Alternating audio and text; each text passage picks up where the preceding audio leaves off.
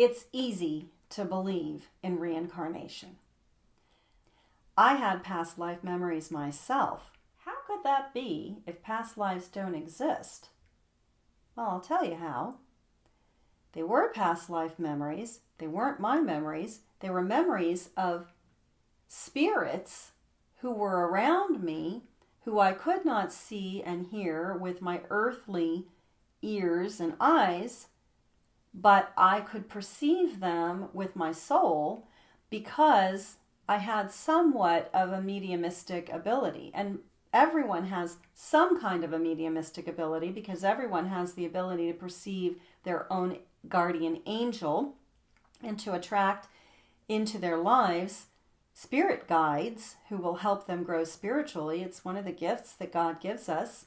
So I was very open, apparently even in childhood, to these spirits, and they were making impressions upon me. And that's how I had the sense that I was an old soul, because I was being impressed upon by souls from many, many different centuries. So I did have a lot of just sort of innate knowing. I could kind of innately know historical perspectives from many different cultures and time periods. And so I could discern truth and falsehood many times instinctually, and I didn't realize that I was getting these impressions from spirits around me. So what I want to caution you about are past life regressions. Be careful.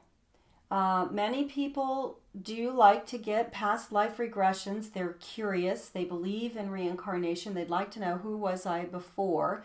I think a lot of times it's just curiosity, but perhaps more times it's we have something wounded that needs to be healed, and we're looking for a reason for the wound, maybe beyond what we might already guess and know from this life, the life that we're aware of.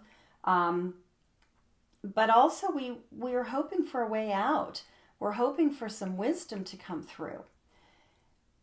There's danger in past life regression. There's danger in any time that we open ourselves for spiritual influence. And that's really what you're doing. When you're going for a past life regression, you're going into some kind of a meditative or hypnotic state where you're vulnerable to spirit impressions. And there are countless spirits on the earth sphere.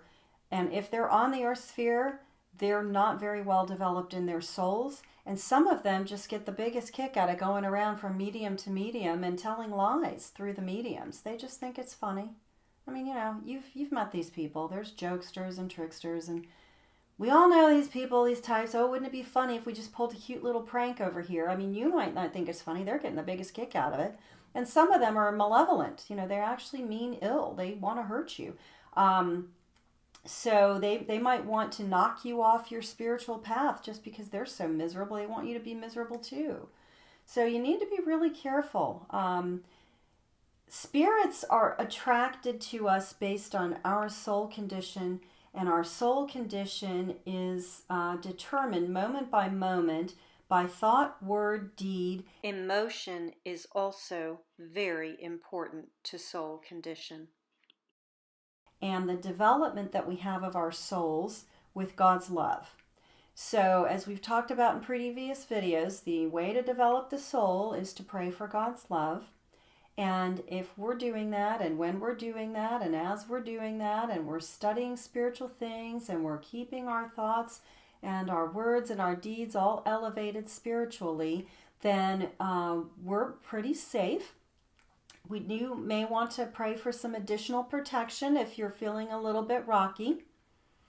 It's like, you want to have your antiviral protection up. Well, you want to have your anti-dark entity protection up too. So just keep that in mind. But I really am not about to change anyone's mind on whether reincarnation is or isn't real, or whether you should or shouldn't believe in it. And it doesn't really matter whether you believe in reincarnation or you don't believe in reincarnation. You are literally on the path you're on either way. Your belief in it or not is not going to change your trajectory a whole lot. but I hope that you will at least be open to the potential that you only live once.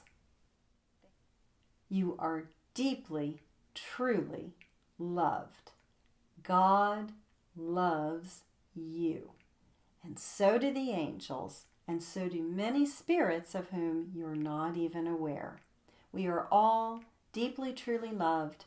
And those of us who are making positive choices here on the earth sphere have rewards on the other side that we can't imagine. And if you're not there yet, you'll get there, because God loves every single soul, and everyone is headed for a beautiful, beautiful future. And lastly, I encourage you to hit the pause bar when the quotes from the Paget messages appear at the end of this video. I think it's very important for you to read in the self-same words of Jesus and the other celestials the teachings that I'm sharing with you here. With that, I'll say, God bless.